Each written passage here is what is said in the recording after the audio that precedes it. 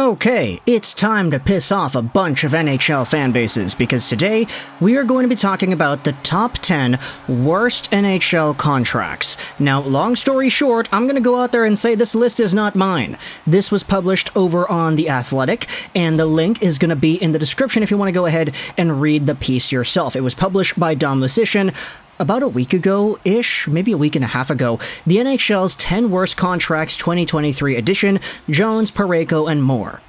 Because this article provides a very intriguing list as to some of what Lucian dubs as the worst contracts in the league, I wanted to let this marinate in the hockey world for a little bit, just kind of let it settle down. If anybody wanted to go out there and read it, it was available to you for a week and a half before making a video on the actual picks themselves. Now, because The Athletic is paid for material, we're not going to go out there and screenshot the list, or not the list, but the article itself, the write-ups of each of the players involved, the fancy stats that are included as well. Instead, we're going over onto the Detroit Red Wings sub, because what this poster did, Age of the Expanding Man, was they pretty much just copied and pasted the 10-to-1 list that Lucian writes. This makes it easier for me to go out there, screenshot the names, put it on the screen, and give my own analysis as to why these names are listed on the list. And so, without further ado, we're heading over onto the 10 worst contracts according to Dom Lucian, with an honorable mention being given out to Ben Chiarot. Now, Chiarot isn't really talked about in the piece, he's just kind of listed there at the bottom, alongside of other names like Josh Anderson, for example. It is kind of intriguing to see him being one of the worst contracts in the NHL, but because he's an honorable mention, let's skip over onto number 10. The 10th worst contract, according to Dom Lucian, is Nicklas Backstrom of the Washington Capitals. Now, you're going to notice a pretty consistent pattern on these picks, that the contracts being listed aren't necessarily of bad players, but rather they're contracts of guys that are alright, but are just too beefy of a contract. Nick Backstrom is a perfect example of that, as he's making $9.2 million a year till the end of 2025.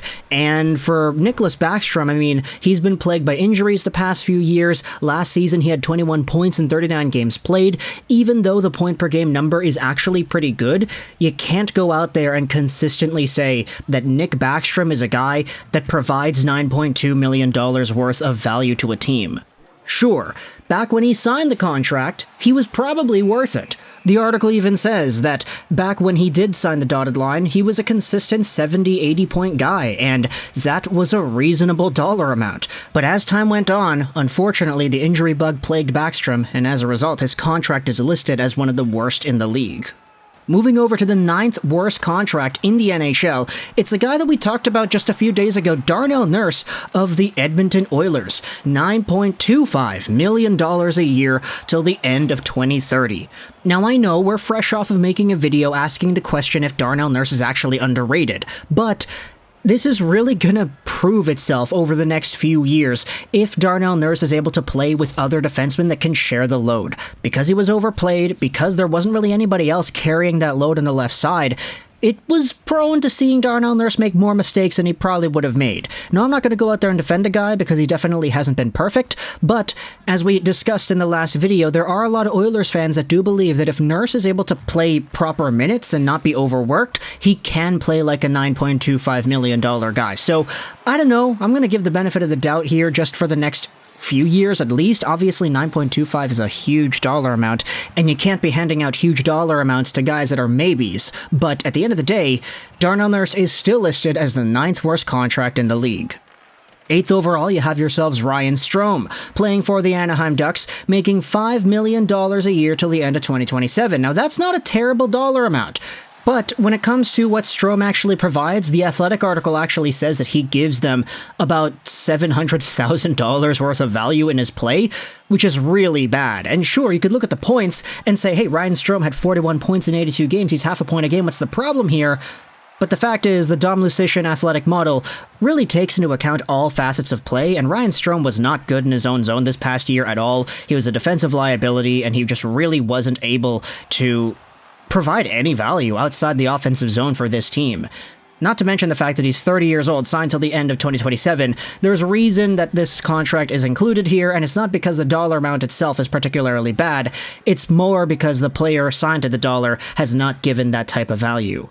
Moving over to the 7th worst contract in the NHL, according to The Athletic, it's Travis Sanheim on the Philadelphia Flyers. 2031 is when his contract expires, making $6.25 million a year. Now, the point production doesn't really back that up. He had 23 points in 81 games played the most recent season, but there was a time when he actually was on that upward trajectory.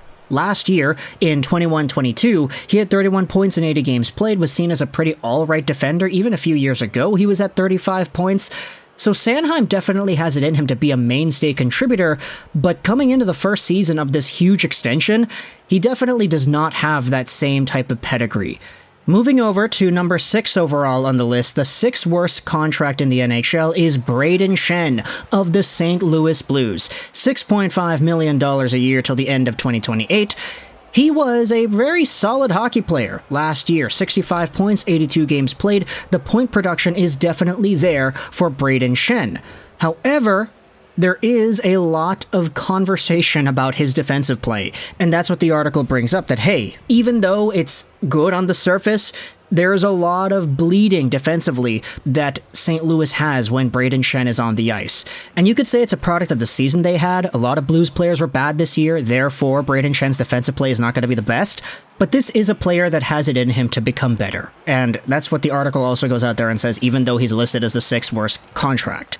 Heading over onto the 5th worst contract in the NHL, it's another defenseman here, Marc-Edouard Vlasic, 36 years old, signed till the end of 2026, so by the time he's going to be 39, at $7 million a year. Now, Marc-Edouard Vlasic has been known more so as one of the better defensive defensemen in the entire NHL. You're not really looking at this guy to produce points, but there was a time where Marc-Edouard Vlasic was a top-pairing guy because he was so good at playing in his own end.